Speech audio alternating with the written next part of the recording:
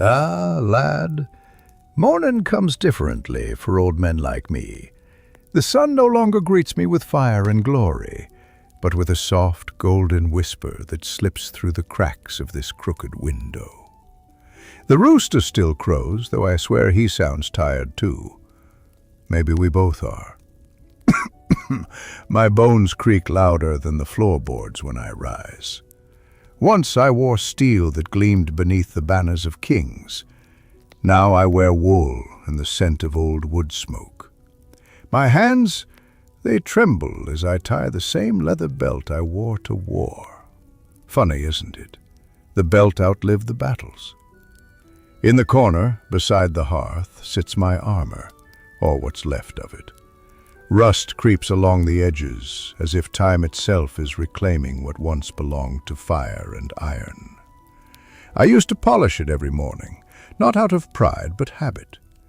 Now I can hardly lift the breastplate without feeling the years pressing down on me. It's strange how heavy silence can be when the drums of war are gone. Outside, the world is calm. The fields that once saw columns of marching men now bloom with wildflowers.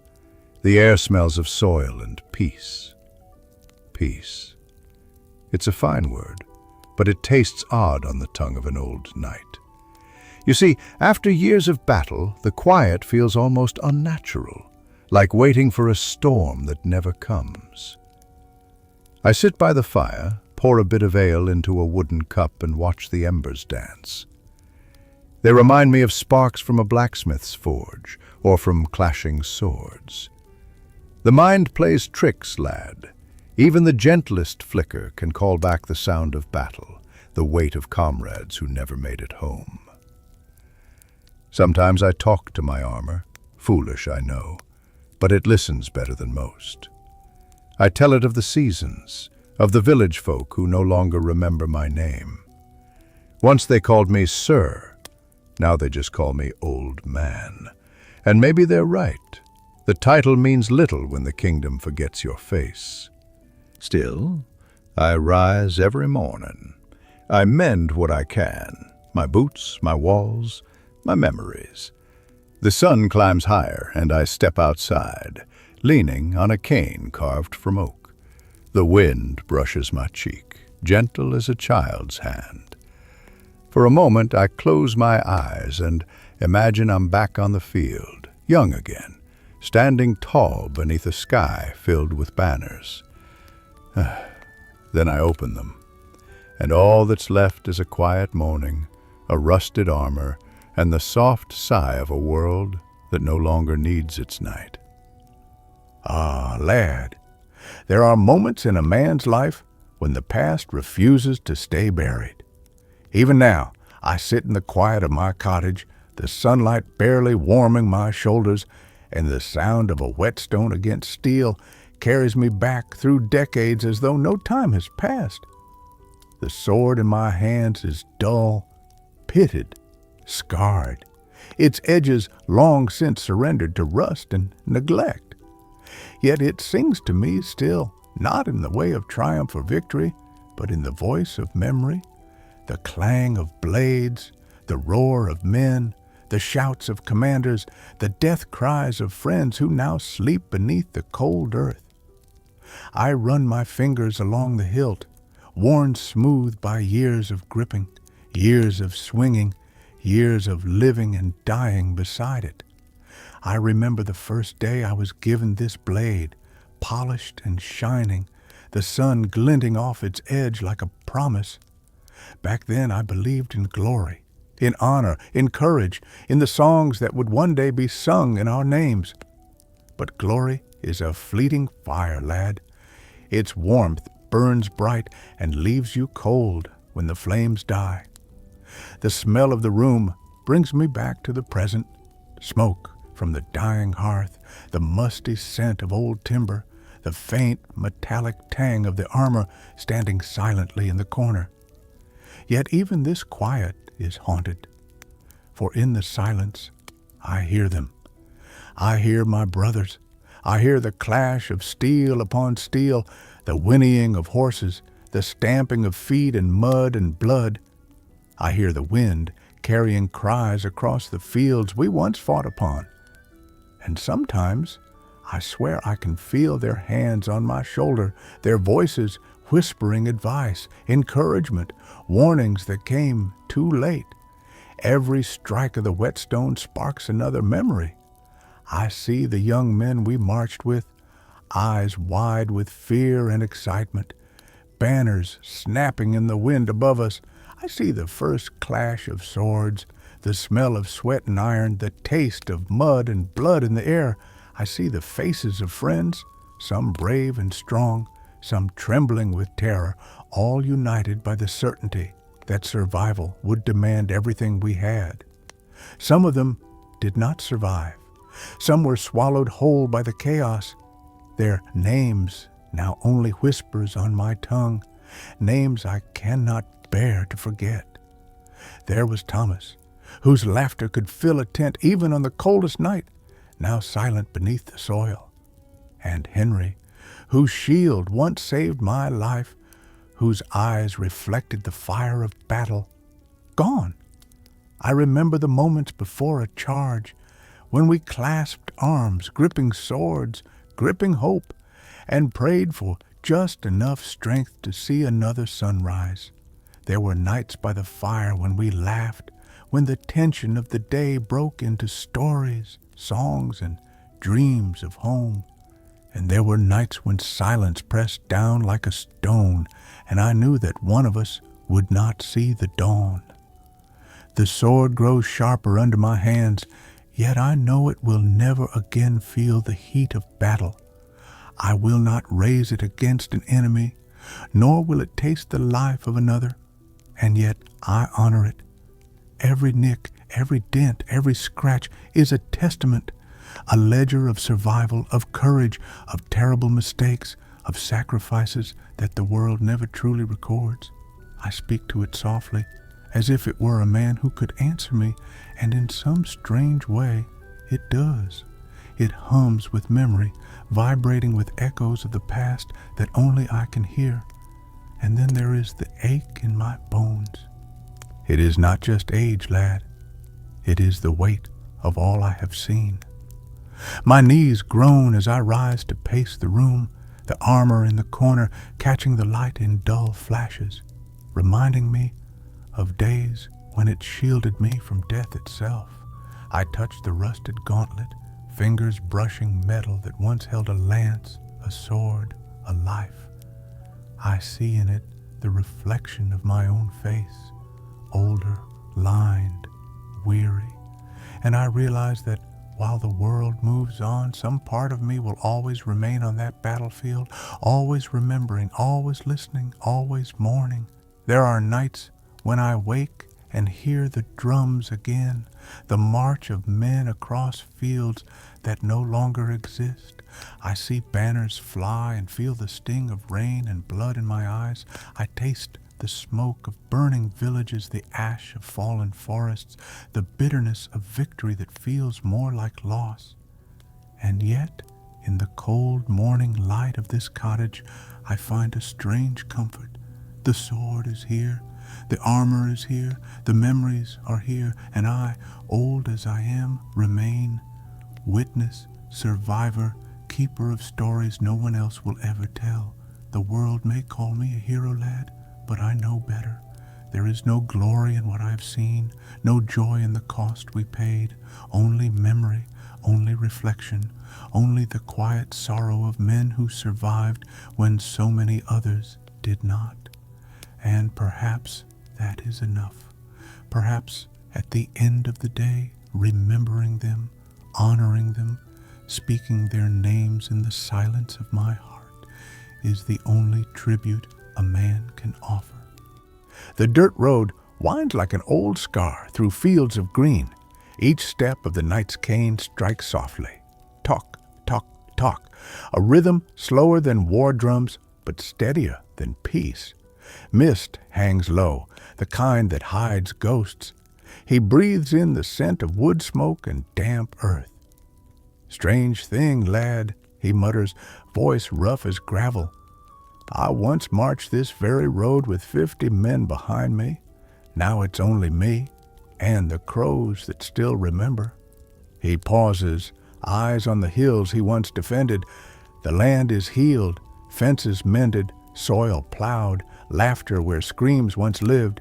The war is gone, yet it lingers in his bones. As the fog lifts, rooftops shimmer in morning light. The gates stand open, unguarded. No banners, no watchmen, only the chatter of traders and the creak of wagon wheels. He stops at the entrance, unsure whether he's welcome or forgotten.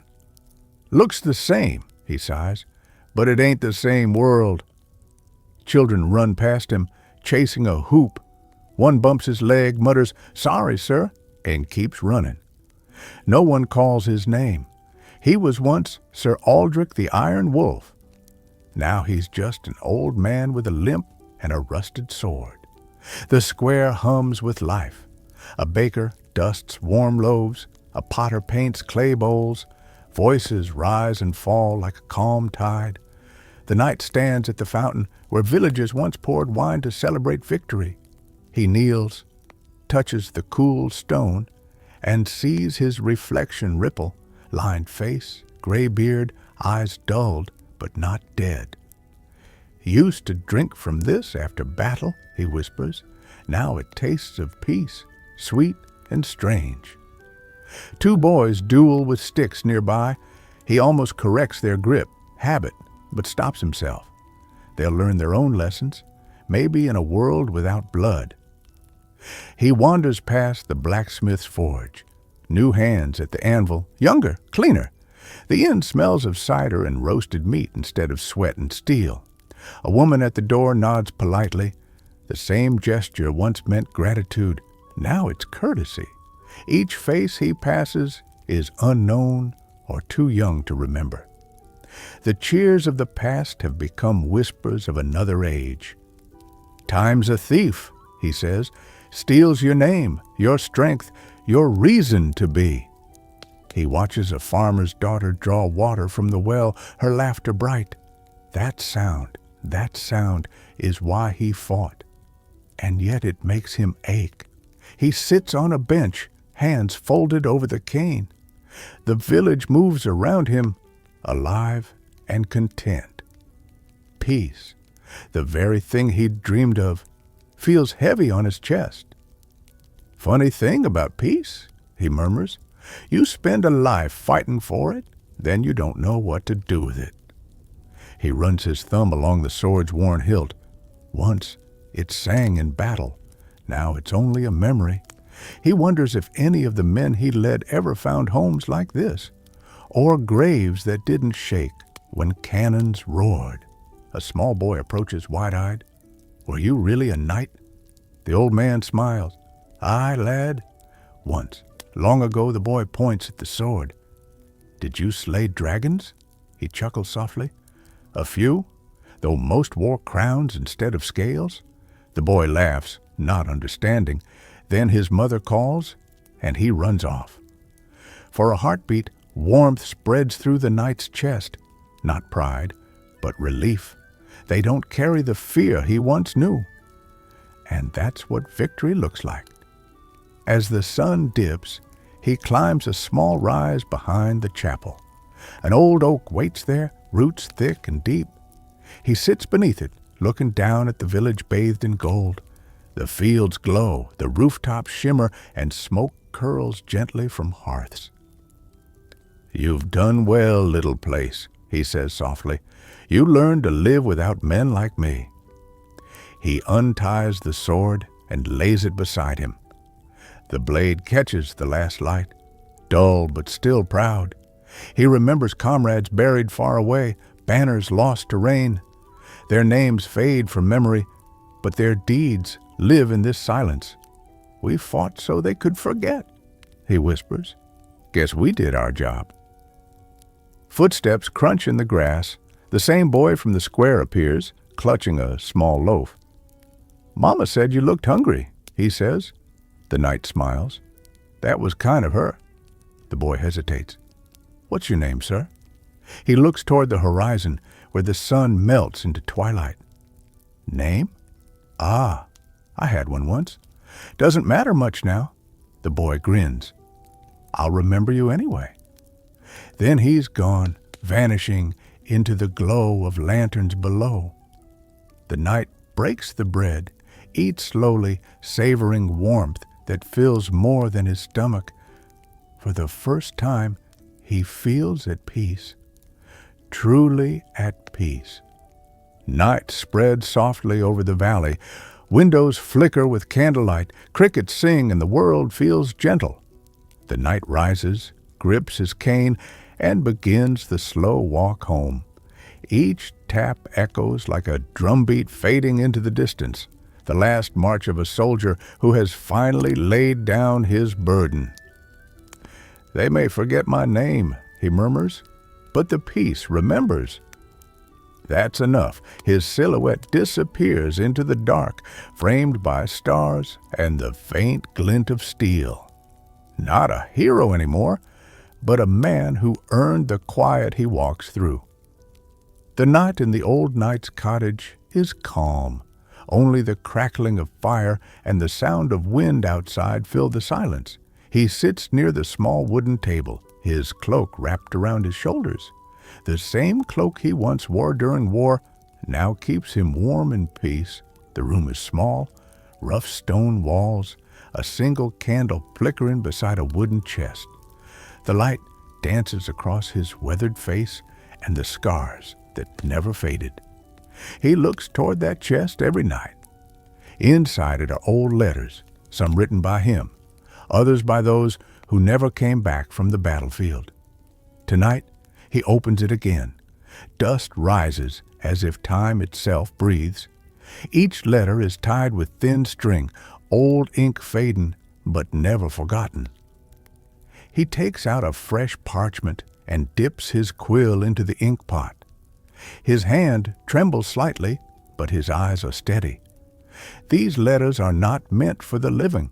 They are written to his brothers in arms, the ones buried under the soil of distant lands. To Aldrich, he writes slowly, you would have laughed at how quiet the world has become. He writes of simple things, the smell of fresh bread in the village, the sound of children playing, the peace they fought for but never saw. Every line feels like a conversation across time.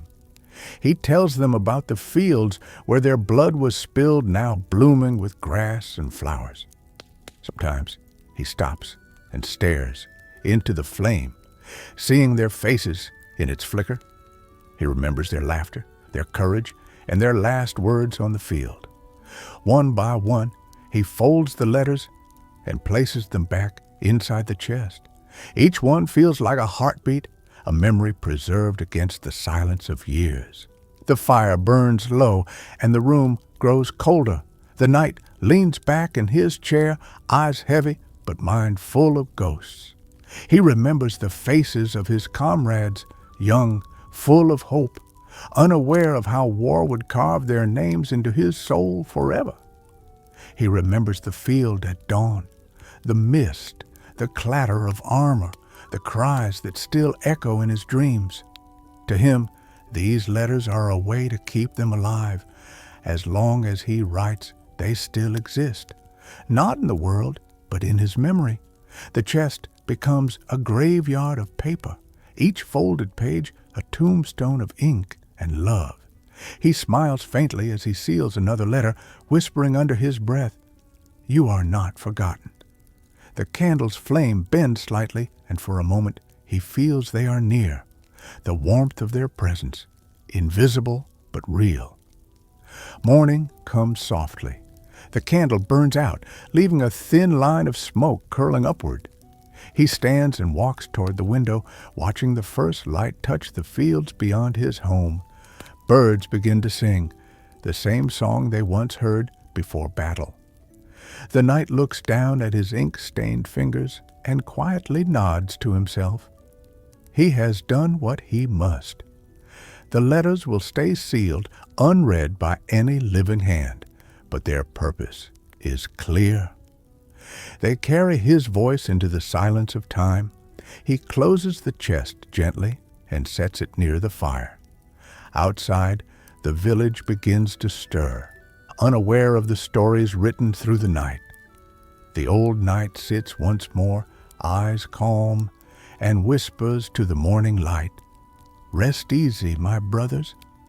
I've kept the promise. For the first time in years, his heart feels lighter, not from forgetting, but from remembering well." The sun hangs low, spilling gold across the quiet fields. The old knight steps out from his cottage, his cane in one hand and his sword in the other. The path ahead is familiar. The same road he once rode down in shining armor, now walked in silence. Every step is slow but steady. The air smells of wheat, smoke, and earth. The sky glows with deep orange and fading blue, the kind of light that makes the world look half like a dream. As he walks, villagers pass by without words. Some nod respectfully, some simply watch. They know who he is, or at least what he was. The knight feels the weight of years behind him, each battle, each face, each promise. But today, there is no burden, only peace. In the distance, the hill waits for him, the same hill where the war ended and his brothers fell. When he reaches the top, the wind greets him first, gentle, cool, whispering through the grass. From here, he can see the village below, the roofs glowing gold under the sinking sun. Beyond the fields, he imagines the faint echo of banners once flying. He places his cane aside and slowly unsheathes his old sword. The metal is dull, its edge worn smooth by time. He holds it upright for a moment, feeling its weight. This sword once shaped kingdoms. Now it trembles slightly in his hand. He kneels and drives the blade into the earth, not in anger, not in surrender, but in peace. The earth takes it easily, as if it had been waiting. Around him, the wind grows still. The field is silent, except for the faint call of birds returning home. The knight sits beside the buried sword, his hands resting on his knees. He closes his eyes and speaks softly, though no one is there to listen. He talks to the ones he lost, not as ghosts, but as brothers still within him. "We did what we had to," he whispers. "The world lives, and that is enough." The breeze moves gently through his hair. It feels like the world's quiet answer. He looks toward the horizon, the sun now touching the edge of the world, half gold, half red. The light paints his face, turns his armor into bronze. He smiles faintly, not as a warrior, but as a man who finally understands the meaning of peace. He remembers the laughter of his comrades, the songs they sang before battle, and the promise they made. "We'll meet again under a calmer sky." "It's calm enough now," he murmurs. The sun dips lower, spilling its last light across the hill. The knight leans back against the great oak tree, the same one that shaded him as a young squire long ago. He looks once more toward the village, where smoke rises from chimneys and life continues. His breathing slows. He feels no pain, only warmth. A faint smile touches his lips as the last ray of sunlight falls across his face. The wind stirs one final time, rustling the grass around the buried sword.